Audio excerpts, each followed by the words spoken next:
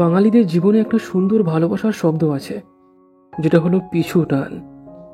এই পিছু টান শব্দটা এক প্রকার ভালোবাসা মাখানো আর গভীরভাবে মায়া জড়ানো এক অনুভূতি।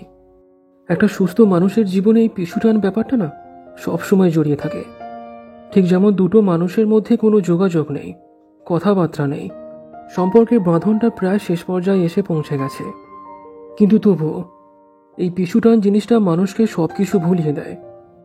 যত আঘাত, যত অবহেলা কিংবা যত অপেক্ষার বেদনা, এই সব কিছু ভুলিয়ে দিয়ে আবার সামনের মানুষটাকে আঁকড়ে ধরতে যেন মনটা ব্যাকুল হয়ে ওঠে। সত্যিকার অর্থের ভালোবাসার মধ্যে থাকে অনেক উত্তেজনা, অনেক রকমের পিছু টান। মানুষটা রীতিমতো তার ভালোবাসার কাছে বিনা শর্তেই নিজেকে বিক্রি করে রাখে।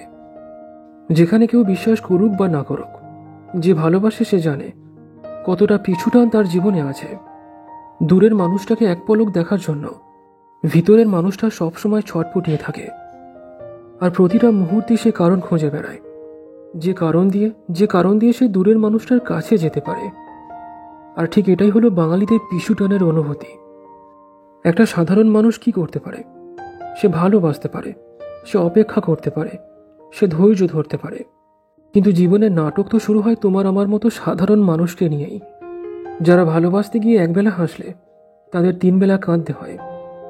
যখন দুটো মানুষ একে অপরকে ভালোবাসে, তখন দুজনের মধ্যে একজন নিজের অনুভূতির দিক থেকে শক্তপোক্ত হয়, আর একজন ভীষণভাবে দুর্বল হয়। তবে যে দুর্বল হয় না, সে সামনের মানুষটাকে সব দিক থেকে জড়িয়ে ধরে।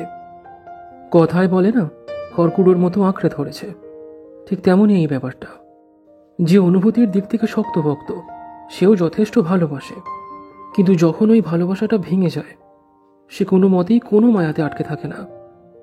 সে নিজের জীবনটাকে থামিয়ে রাখে না, এগিয়ে যায়। তবে মায়াতে আটকে যায় তো ওই দুর্বল অনুভূতির মানুষটা। আর বেশিরভাগ মানুষ তার পছন্দের মানুষের কাছে দুর্বল অনুভূতির মানুষ হয়ে থাকে। ভালোবাসার সম্পর্কটা ভেঙে গেলে তারা নিজেকে এমনভাবে গুটিয়ে নেয় যেন এই পৃথিবী তাদের জন্য নয়। হ্যাঁ, আমি মানছি ভালোবাসা ভেঙে গেলে কষ্ট হয়, অনেক মানসিক কষ্ট হয়, যেটা আমি খুব ভালো করে জানি। কিন্তু কতদিন নিজেকে আরও একটা মানুষের মায়াতে আবদ্ধ করে রাখবে? যে পিছু টান থেকে বেরিয়ে আসতে পারে না, সে কখনোই নিজের জীবনকে আর নতুন করে সাজাতে পারে না।